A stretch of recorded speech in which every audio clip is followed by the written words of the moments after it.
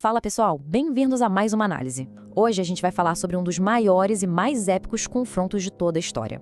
Imagina o seguinte cenário. De um lado, a maior Big Tech da antiguidade, um monopólio gigante, brutal e super centralizado chamado Império Romano. Os caras dominavam o mundo com poder militar inquestionável.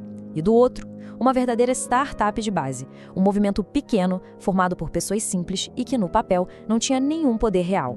Sem exércitos, sem influência no Senado e sem grandes investidores. Neste estudo, a gente vai entender exatamente como essa pequena rede não apenas sobreviveu ao rolo compressor do sistema imperial, mas acabou durando muito mais que ele. Aí vem a grande pergunta. Como o maior império que o mundo já viu falhou miseravelmente em conter um movimento tão simples?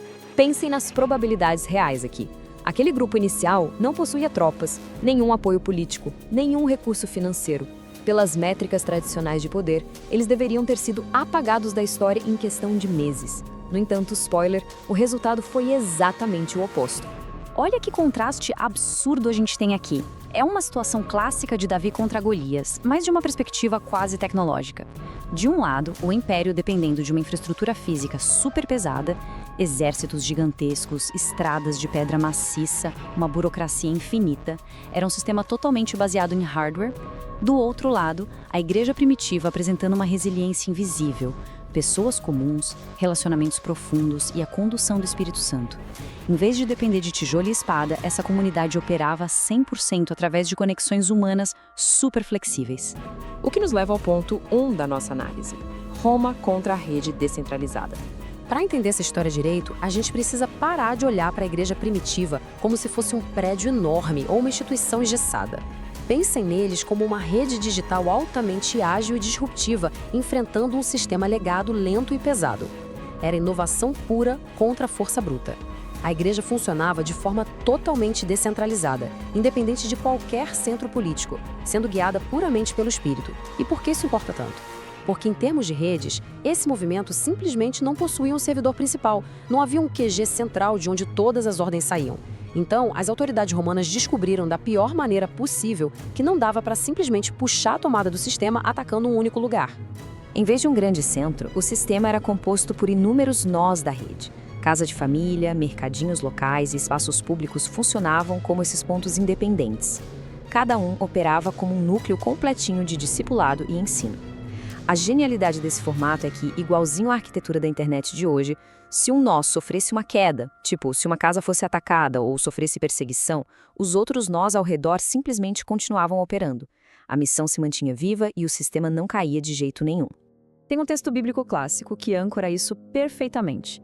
E a palavra do Senhor se divulgava por toda aquela região. Essa expansão rápida em todas as direções reflete muito bem a natureza imparável de uma rede de base. Não era algo imposto de cima para baixo, como um decreto do imperador, era um movimento orgânico que se espalhava horizontalmente, dominando regiões inteiras só porque as pessoas simplesmente não paravam de se conectar umas com as outras. E assim chegamos ao ponto 2: compartilhamento e a força da tradição oral. Bom, se a gente está lidando com uma rede, precisamos entender como rolava a transmissão de dados antes que existisse o Novo Testamento todo compiladinho.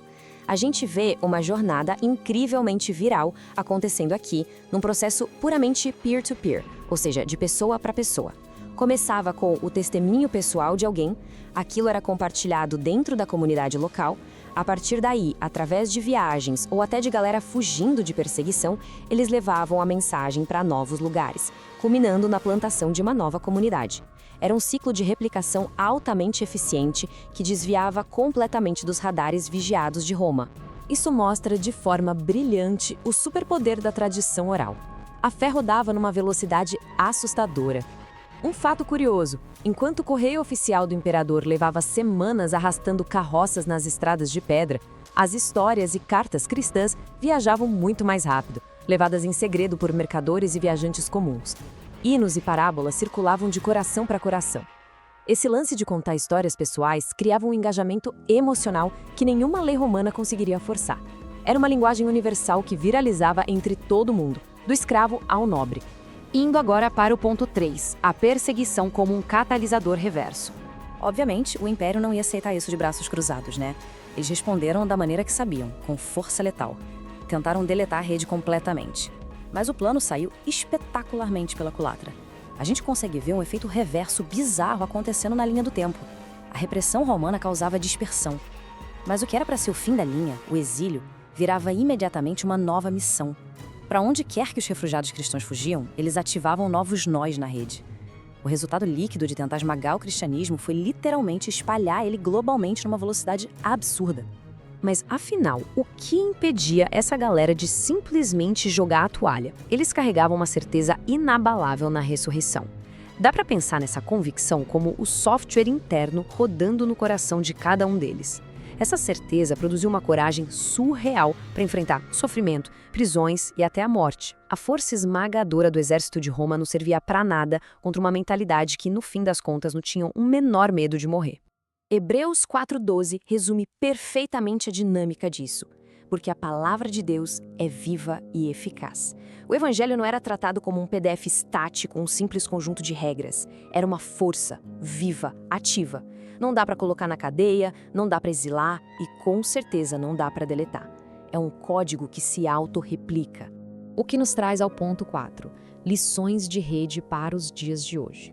Trazendo toda essa jornada histórica de volta para o presente, a grande lição que fica muito clara é que a força real de um grupo nunca esteve em prédios gigantes, orçamentos imensos ou megaestruturas.